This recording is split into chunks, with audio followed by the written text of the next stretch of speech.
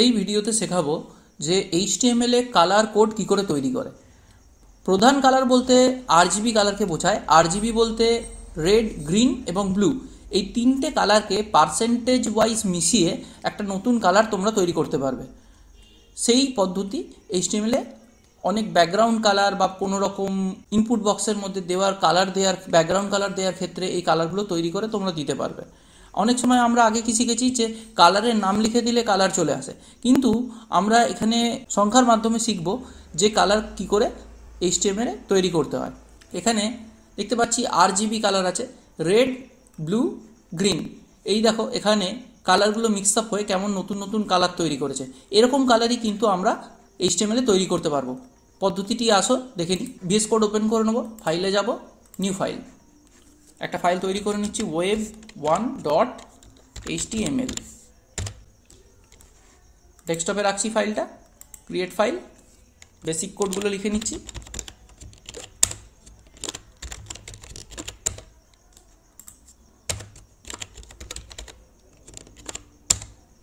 Body দিলাম। এবার আমি ব্যাকগ্রাউন্ড কালারটা চেঞ্জ করে দেখাবো। আমি আগেই দেখিয়েছি যে ব্যাকগ্রাউন্ড কালার যখন চেঞ্জ করি তখন স্টাইল অ্যাট্রিবিউটের মধ্যে কাজ করে স্টাইল অ্যাট্রিবিউট দিয়ে ব্যাকগ্রাউন্ড কালার চেঞ্জ করা। তাহলে style is equal to double কোটেশনের মধ্যে একটা লিখছি ব্যাকগ্রাউন্ড কালার কোলন। এবার এখানে কি দেখেছিলাম যে একটা কালারের নাম লিখলে কালারটা চেঞ্জ হয়ে যায়। এখানে একটা কালার লিখে আগে দেখিয়ে দিচ্ছি, পিঙ্ক কোলন। তাহলে দেখতে পাচ্ছি যে ব্যাকগ্রাউন্ড কালার কি হবে, পিঙ্ক কালারের হবে। মিনিমাইজ করে নিই, web1.html ফাইলটাকে ওপেন করি। দেখতে পাচ্ছি যে পিঙ্ক কালারের হয়েছে। এখানে একটা লেখা দিই তাহলে বুঝতে সুবিধা হবে। বডি ট্যাগের ভেতরে h1 ট্যাগ ব্যবহার করছি।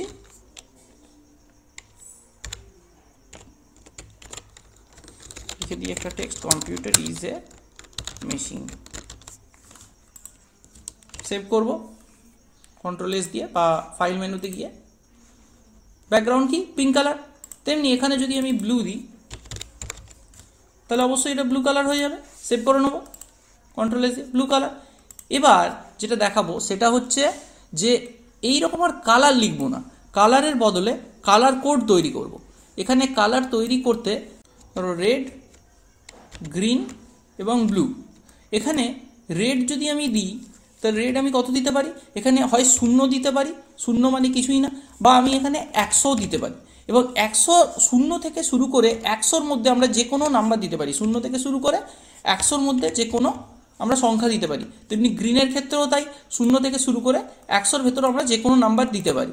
ধরো রেডের ক্ষেত্রে আমি দিলাম 50, গ্রিনের ক্ষেত্রে দিলাম 20 এবং ব্লুর ক্ষেত্রে দিলাম 60। তাহলে এখানে রেড, গ্রিন এবং ব্লু এই তিনটের ক্ষেত্রে আমি কি দিচ্ছি 50, 20, 60। VS কোডে এসে তাই দিচ্ছি 50, 20, 60। যেই 50, 20, 60 দিলাম তখন কিন্তু এখানে শুধু দিলে কোনো কাজ করবে না, এর আগে কি জুড়তে হবে, একটা হ্যাশ জুড়তে হবে। যেই হ্যাশ জুড়ে এটা দেবো, দেখো একটা রং ক্রিয়েট হয়ে গেছে অটোমেটিক। এবার আমি যখন এখানে এসে এটাকে ফাইলে গিয়ে সেভ করব, সেভ করার পর যখন এখানে গিয়ে ক্লিক করব কালারটা চেঞ্জ হয়ে গেছে। আবার দেখাই। এবার যদি আমি রেডের জায়গায় নিই 55, এখানে আমি দিয়ে দিলাম 40 গ্রিনের জায়গায়, আর এখানে দিয়ে দিলাম ব্লু 30, একটা নতুন কালার তৈরি হয়ে যাবে। তাহলে এইভাবে কালার কোডের মাধ্যমে কালার দিয়ে আমরা কিন্তু নিজেরা কালার তৈরি করে নিতে পারবো। প্রথম যে দুটো সংখ্যা দিচ্ছি এটা হচ্ছে রেড, তারপরে দুটো হচ্ছে গ্রিন, আর লাস্টেরটা হচ্ছে ব্লু। তো রেড, গ্রিন, ব্লু এগুলো 0 থেকে শুরু করে আমরা 99 পর্যন্ত দেবো। HTML এর আরেকটি গুরুত্বপূর্ণ ট্যাগ নিয়ে এবার বলবো, সেটা হচ্ছে যে ডেক্লারেশন ট্যাগ। সমস্ত ট্যাগ লিখতে হয়, সেটা হচ্ছে HTML ডেক্লারেশন। সেই ডেক্লারেশন ট্যাগটা কীভাবে লিখবো দেখে নেবো। এটা খুবই সোজা, লেস দেন, এক্সক্লেমেশন সাইন, বড় হাতের ডক, টাইপ, এবার HTML লিখে ট্যাগ ক্লোজ করে দেবো। এটা সাহায্যে HTML এর ডেক্লারেশনকে প্রকাশ করা হয়। তো এই সুতরাং ডক টাইপ HTML লিখে HTML দেবো, HTML শেষ করব, হেড ট্যাগ শুরু করব, হেড ট্যাগ শেষ করব, বডি ট্যাগ শুরু করব, বডি ট্যাগ শেষ করব। এইভাবে আমরা লেখা প্র্যাকটিস করব। প্রথমে লিখব, একদম সর্বপ্রথমে লিখব HTML, লেখার আগে শুরু করব ডক টাইপ HTML।